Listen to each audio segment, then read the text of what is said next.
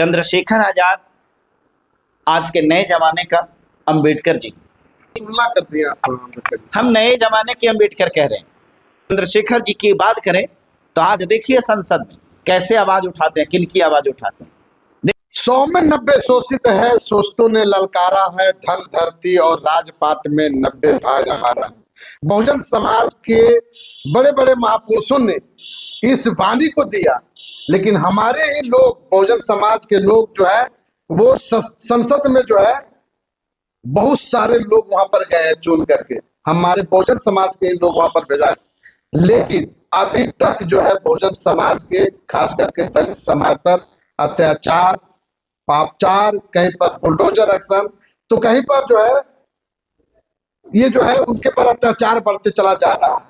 आखिर क्यों लोग क्यों नहीं बोल पा रहे हैं? क्या मकसद है, या फिर ये बहुजन समाज के लोगों में क्या करना चाहते हैं?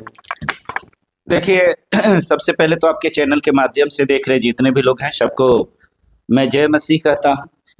मैं जय मसीह इसलिए कहता हूँ कि आपको मालूम है कि मैं एक पास्टर हूँ। पास्टर के मतलब यीशु मसीह का प्रचारक। मैं धर्म में बहुत विश्वास रखता हूँ। धर्म हमारे जीवन के सबसे अनमोल चीज है, और हम कोई भी बात भी बोलते हैं तो हमारी बात में एक चीज होती है। हम चूंकि एक पास्टर हैं, इस नाते हम कभी भी किसी भी बात को गलत नहीं बोल सकते हैं। हमारी अपनी एक विचारधारा जो बाइबल से मेल खाती है, संविधान से मेल खाती है, हम उसके अनुसार ही बात करते हैं।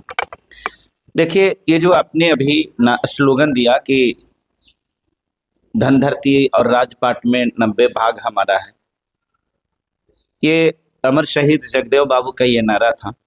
ये उस समय का नारा था जिस समय सामंतवादी व्यवस्था यहाँ हावी था, और उस सामंतवादी व्यवस्था में लोगों को जीना हराम कर दिया था।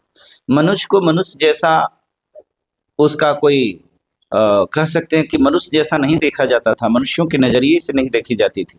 लोगों के साथ में शोषण, जुल्म, अत्याचार की पराकाष्ठा थी।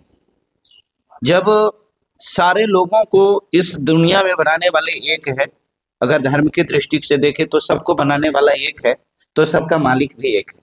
सबका मालिक का मतलब सबका भगवान भी एक ही है। जब हम सबको एक भाग में बनाया तो फिर अलग अलग जात नहीं होना चाहिए, अलग अलग कोई धर्म और संप्रदाय नहीं होना चाहिए। लेकिन जाति के नाम पर, धर्म के नाम पर, क्षेत्रवाद के नाम पर, काला गोरा के नाम पर यह भेदभाव हुआ। उसी भेदभाव से उत्पन्न हुआ सामंतवाद। उसी भेदभाव का नतीजा है मनुवाद। उसी भेदभाव का नतीजा है अंबेडकरवाद। ये जो वाद है, अंबेडकरवाद, गांधीवाद, मनुवाद, ये आखिर ये क्या है? ये विचारधारा है। ये आपको जगदेव बाबू उस विचारधारा से निकले जिस विचारधारा में, सामंतवादी विचारधारा में, लोगों को जानवर से भी बदतर व्यवहार किया जाता था। तो उनका ये बात कहना था कि भाई खेत में काम करने वाले हम हैं, ये महल बिल्डिंग बनाने वाले हम हैं, हम सब कुछ उगा करके देने वाले हम हैं। हमारे वजह से उस जमींदार को भोजन मिलता है ना, जिसके पास में सिर्फ जमीन है लेकिन करने के लिए उसके पास में कोई शक्ति नहीं है। तो हम मेहनत करते हैं और हम ही को भोजन के बिना भूखे रहना पड़े, तो ये नहीं है। इसलिए उन्होंने ललकारा था, बहुजनों ने ललकारा। मतलब है पास्टर साहब कि अभी जो है 85% के जो लोग, जिसको बहुजन समाज के लोग कहते हैं, सदन में है, तो अभी तक जो दलितों पर और जो बहुजन समाज पर जो अत्याचार हो रहा है, आखिर क्यों हो रहा है अत्याचार?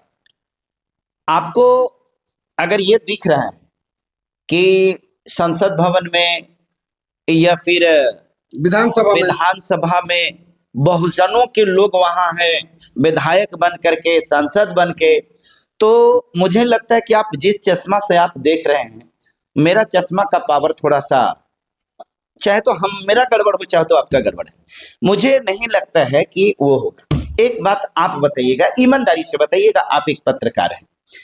मान लेते हैं कि आपका बेटा, आपका भाई, आपके परिवार के व्यक्ति को, कोई व्यक्ति चाहे तो अपना हो या पराया, उसके साथ कोई भेदभाव करेगा, उसके साथ कोई मारपीट करेगा, उसके हक अधिकार को छीनेगा, आप क्या करिएगा? हम उसके समर्थन में उसके लड़ाई लड़ेंगे। आप लड़ाई लड़ेंगे? बिल्कुल लड़ेंगे। तो फिर वो लड़ाई क्यों नहीं लड़ रहा है? अब अगर आप ना लड़ाई लड़ रहे कर मतलब क्या हो सकता है? आप अपने बेटा के, आपके बेटा के साथ कोई व्यक्ति नाइंसाफी कर रहा है, और आप बाप होकर के सिर्फ देख रहे हैं, तो क्या हो सकता है? इसका मतलब क्या समझे? इसका मतलब या तो आप डर रहे हैं, नहीं तो आपको अपने बेटा से प्रेम नहीं है। यही दो चीज होगा ना। हाँ? यही दोनों चीज होगी। यही दो चीज होगा। या तो आप डर रहे हैं कि ऐसा न कि मेरा बेटा के साथ में जो शोषण कर रहा है, हम अपने बेटे के पक्ष में खड़ा हो जाएंगे, तो ऐसा न कि मेरे साथ वो कर दे, ये डर होगा। और नहीं तो फिर आपको अपने बेटा से प्रेम नहीं होगा कि जाने दो, बेटा मेरा है लेकिन वो उसको कुछ भी हो जाए उससे मतलब नहीं, तब ना आप उसको इग्नोर करिएगा। तो जब एक आप इंसान होकर के, एक साधारण व्यक्ति होकर के आपके बेटा के साथ में अगर नाइंसाफी होगा, तो आप अपने बेटे के पक्ष में खड़ा रहेंगे, आपका बेटा के लिए आप अपने लहू को बहाएंगे, आप अपने बेटे के लिए मार खाएंगे। तो फिर संसद में अगर जो व्यक्ति गया हुआ है और वो अगर बहुजन समाज से है, तो फिर उसको उस पर दया क्यों नहीं आ रहा है? चमार जाति का नेता है बहुजन विधानसभा में, चमार जाति का नेता है संसद में, और चमार जाति के लोगों के साथ में, उसी के लोगों के साथ में उसके मुंह में पेशाब किया जा रहा है, उसी के लोगों के साथ में जातीय घृणित व्यवहार किए जा रहे हैं, और कुछ नहीं बोल रहा है। तो कारण दो ही चीज है ना, वही ना। तो ये तो फिर जो वोट का राजनीतिक हो गया ना, कि आप हमको सिर्फ वोट लीजिए, बाकी जो है ना सिर्फ बाकी जो है हमारे पास में अत्याचार होता है, हाँ। हमारे पास में दुराचार होता है, तो आप हमको नहीं कुछ बोलिए। तो ये तो आप भी समझ रहे हैं कि एक मतलब होता है कि वोट का राजनीति है, ये तो क्लियर है। तो आप भी बता रहे हैं कि वोट का राजनीति है, वोटे की राजनीति है ना। तो ये चीज आपको समझ में आ गया है पत्रकार महोदय, लेकिन ये चीज जनता को समझ में नहीं आया है। ये चीज जो अपने आप को चमार, दुसार, धोइया, पासी, धोबी, ये जो जात में बटे हुए हैं, उनको ये चीज समझ में नहीं आया कि वो अपनी वोट की राजनीति कर रहे हैं, और वो आपकी लड़ाई के लिए संसद में नहीं गए, वो आपके हक हुकूक की आवाज उठाने के लिए नहीं गए। वैसे लोग कम ही संसद भवन में जाते हैं। सब कोई चंद्रशेखर जी नहीं हो सकता है, ठीक है। चंद्रशेखर आजाद आज के नए जमाने का अंबेडकर जी, ठीक है। चंद्रशेखर आजाद जी, तुलना कर दिया अम्बेडकर जी। हम नए जमाने के अंबेडकर कह रहे हैं, हम नए जमाने के अंबेडकर कह रहे हैं, हम उन अंबेडकर की तुलना नहीं कर रहे, हम नए जमाने के अंबेडकर कह रहे हैं। अगर आज के जमाने में बाबा साहब अंबेडकर हुआ होते, तो इस परिस्थिति में वो भी इसी प्रकार के काम करते। आज चंद्रशेखर जी की बात करें तो आज देखिए संसद में कैसे आवाज उठाते हैं, किनकी आवाज उठाते हैं। देखिए हर जगह कहीं भी किसी भी प्रकार की घटना घटती है तो वहां पर ऑन स्पॉट पहुंचने का काम करते हैं। दौड़ करके जाना हो, छरप करके जाना है, दीवार फांद करके जाना है, किसी भी रूप में जाना है वो जाते हैं। क्या इसी प्रकार के जज्बा है इन दलालों में? क्या इसी प्रकार के जज्बा है ये जो संसद में अपने आप को जाकर के घुस करके बैठा है और जो कह रहा है कि हम 85% का प्रतिनिधित्व करते हैं? नहीं है। लोगों को समझने की जरूरत है। आज आप सुधार होगा, एक तरीका है, आपको जात के नाम पर वोट देने से परहेज करना होगा। आपको पहचानना होगा कि वास्तव में मेरे लिए प्रेम कौन कर, मेरे से प्रेम कौन कर सकता है। हम मसीह को मानने वाले हैं, हम यीशु मसीह में विश्वास करते हैं। हमारा बाइबल बताती है कि हम जितने भी दुनिया के लोग जो पाप कर रहे थे, तो हमारे पापों के लिए यीशु मसीह बलिदान हो गया। तो वो धर्मी था, वो धर्म किया। क्यों? गलती हमने किया और उसकी सजा उसने पाया। अगर आज इस प्रकार के माहौल जनता के बीच में अगर बनता है कि प्रत्येक लोग एक दूसरों के लिए अपनी जान की कुर्बानी तक दे दे, भलाई करने के लिए, उसको बचाने के लिए, है ना, तो फिर दोबारा जो स्वर्ग की परिकल्पना है ये हो सकता है ना। आप जो ये बात हम बता रहे हैं कि आखिर कारण क्या है कि लोगों के साथ खड़ा नहीं होता, तो देखिए सिर्फ वोट का राजनीति। नेता सुधरेगा कि ये जनता, किसको सुधारना होना चाहिए? अब हमको बताइए। मेरे ख्याल से जनता को सुधारना चाहिए। नेता सुधरा हुआ है, अब अगर बिगड़ा हुआ भी है ना तो जनता के हाथ में है। ये लोकतंत्र न है। लोकतंत्र का परिभाषा क्या है?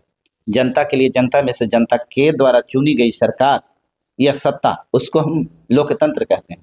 तो जहां पर जनता ही मालिक है, आपको हमने चुना है तो पावर तो हमने दिया है ना। बाबा साहब ने कितना दूरदर्शिता के साथ में कहा कि 5 साल के लिए होगा, है ना, ताकि 5 साल के बाद जो करेगा, है ना, उसको भरना पड़ेगा। तो 5 साल के बाद ये चुनाव होती है। आज ये चुनाव का ऐसा परिकल्पना हो गया कि चुनाव के सारा सिस्टम को टेम्परिंग कर दिया गया। आज ईसीआई का चुनाव कहिए, चाहे सुप्रीम कोर्ट के जज या कहीं भी जज बने, कॉलेजियम सिस्टम, जितनी भी ये सारा भ्रष्ट सिस्टम लागू हो गया है, तो जनता को खड़ा होना पड़ेगा। आप देखिए नेपाल में क्या हुआ, जनता खड़ा हुआ, जैन जी, हाँ, तो जैन जी भिन्न भी और जगहों पर और भी जहां भिन्न भिन्न जगहों पर देखिए जनता खड़ा हो रही है, तो वहां बदलाव आ रहा है। तो निश्चित तौर पर जनता में कमी है, जनता को चुनना पड़ेगा। जनता ऐसे प्रतिनिधि को चुने जो वास्तव में उससे प्रेम करता हो। जनता को चाहिए कि हमारा हितैषी जो है, हम उसके पक्ष में खड़ा हो और उसके लिए काम करें। हम ये कैसे पता चलेगा कि हमारे हितैषी कौन है? ये तो पता ही नहीं चलता, क्योंकि हम जो अच्छा एक बात पत्रकार महोदय, ये बात बताइए, अभी हाल ही फिलहाल में जो घटना घट रही है, आप दरभंगा की घटना को देखे ना, तो दरभंगा की घटना घटा तो ओकरा में सबको गया है, सबको गया है ना, तो सबको गया, तो आपको आकलन नहीं करना पड़ेगा कि जो लोग गया किसके पास में क्या पावर था। मान लेते कि हम अगर दरभंगा में चले जाते तो हम जाकर के क्या कर सकते थे? हमारे पास में कोई पॉलिटिकल पावर तो है नहीं, हमारे पास में कोई डिफेंसिव पावर भी नहीं, हम तो कुछ नहीं कर सकते। लेकिन यही चीज चिराग जी वहां गए तो उनके पास तो पावर था, मुख्यमंत्री जाते तो उनके पास में पावर था, और सत्ता के लोग जाते तो उनके पास में पावर था कि नहीं था?